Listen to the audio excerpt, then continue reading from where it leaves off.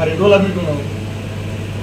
మీరు నాకు ఒక్కసారి కాల్ చేసింది సార్, మన ఇద్దరి మధ్య ఇష్టం కూడా నిజం. నేను మీరేమన్నారు, నాకు నోటీసులు ఇంటికి పంపిస్తా పోతున్నాను.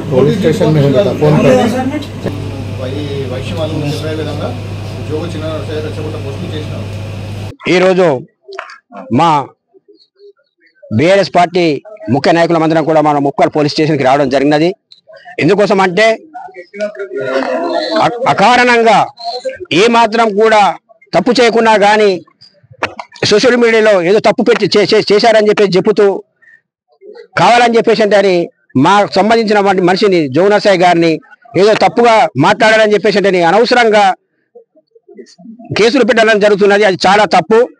ఎంతో మంది కూడా పొలిటికల్ లీడర్స్ ఎంతో మంది ఉన్నారు, ఎన్నో ఎన్నో ఎన్నో వల్గర్గా ఎన్నో మాట్లాడుతుంటుంటారు. కానీ ఇది ఏమాత్రం కూడా సంబంధం లేనటువంటి విషయకు ఈ రోజు వచ్చి మీరు మీ మీద కేసు అయింది, మీకు నోటీస్ ఇస్తామని చెప్పేసి చెప్పగానే మా మిత్రుడికి అలా ఎందుకు అవుతుంది? మేమందరం కూడా మా కాన్స్టిట్యూన్సీ మొత్తం కూడా అందరం కూడా మేము ఇక్కడికి రావడం జరిగినది.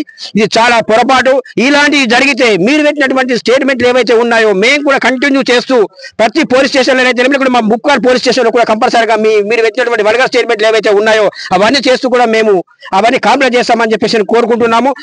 ఇట్టి సమస్యని ఇప్పటితో సర్దుమరిగితే ఓకే, లేకపోతే మాత్రం మేము కూడా కంటిన్యూ కూడా అవన్నీ చేస్తామని చెప్పేసి కోరుకుంటున్నాము.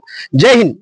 స్థానిక బీఆర్ఎస్ నాయకుడు జోగు నర్సయ్య మరి బీఆర్ఎస్ సీనియర్ నాయకుడి మీద ఏదో సోషల్ మీడియాలో ఇక్కడ ఉన్నటువంటి కాంగ్రెస్ పార్టీ ఇన్ఛార్జ్ అయినటువంటి సునీల్ రెడ్డి గారి మీద కేవలం ఇసుక మీద మీరు అక్రమంగా ఇసుక తరలిస్తున్నారు, ప్రభుత్వానికి నష్టం జరుగుతుంది, మీరు అక్రమంగా డబ్బులు సంపాదిస్తున్నారని ఒక ప్రజలకు తరపున పోరాడి ప్రజల తరపున మాట్లాడితే ఈ రోజు వ్యక్తిగతంగా ఆయన టార్గెట్ చేసి ఏదైతే మన ముక్కల్ పిఎస్ లో కంప్లైంట్ చేసి ఆయన మీద కేసు చేశామని చెప్పేసి ఎస్ఐ గారు నోటీస్ ఇస్తామంటే ఈ రోజు వారు వచ్చారు కాబట్టి వారికి మద్దతుగా మేము బీఆర్ఎస్ పార్టీ కాన్ఫరెన్స్ మొత్తం కూడా ఇక్కడ తరలి రావడం జరిగింది. ఇప్పుడు కూడా చెప్తున్నాం, రేపటి నుండి కూడా మీ ప్రభుత్వం ఏదైతే హామీ ఇచ్చిందో ప్రతి హామీని నెరవేరేదాకా కూడా కంపల్సరీ మేము ప్రశ్నిస్తూనే ఉంటాం. బాల్కొండ నియోజకవర్గంలో రేపటి నుంచి ప్రతి పోలీస్ స్టేషన్ లో కూడా మరి ఏదైతే ఇవాళ కాంగ్రెస్ నాయకుడికి తలంగి ఇక్కడ మరి పోలీసు వారు ఏదైతే తలంగి కేసులు చేయాలనుకుంటున్నారో మేము ఎస్ఐ గారు కూడా చెప్పడం జరిగింది.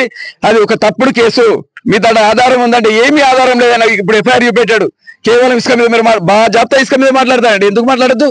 ప్రభుత్వానికి గండి కొట్టియాలని వ్యక్తిగతంగా డబ్బులు సంపాదించుకుంటే ప్రజల తరపున మేము పోరాడు ప్రజాప్రతినిధులు ఊకోవాలా, ఒక పార్టీ తరపున ఊకోవాలా? గతంలో మీరు ఎన్నోసార్లు పెట్టారు. మా ప్రశాంత్ రెడ్డి గారు మీరు విచ్చలవిడిగా మాట్లాడారు, మా అజయ్ రెడ్డి గారు మీరు విచ్చలవిడిగా మాట్లాడారు. ఏ రోజు కూడా మిమ్మల్ని ఎక్కడ కూడా ఏ పోలీస్ స్టేషన్ మేము ఇట్లా కేసులు పెట్టలేదు. ఈ రకంగా కనుక కేసులు పెట్టుంటే ఈ రోజు మొత్తం మీ కాంగ్రెస్ నాయకులు కావచ్చు, సునీల్ రెడ్డి స్పెషల్ వంచారు వర్గం కావచ్చు, మొత్తం పోలీస్ స్టేషన్ లో తిరిగే సందర్భం ఉండేది. కానీ మా నాయకుడు ఎప్పుడు కూడా అలా చేయలేదు. ఇక ముందన కూడా మీరు తీరు మార్చుకొని మీ పద్ధతి మార్చుకొని మీరు జాగ్రత్తగా ఉండకపోతే రేపటి నుంచి ఇదే మీరు కనుక సంస్కృతి కొనసాగిస్తే రాబోయే రోజుల్లో బీఆర్ఎస్ పార్టీ తరఫున పెద్ద ఎత్తున ఆందోళన చేస్తాం.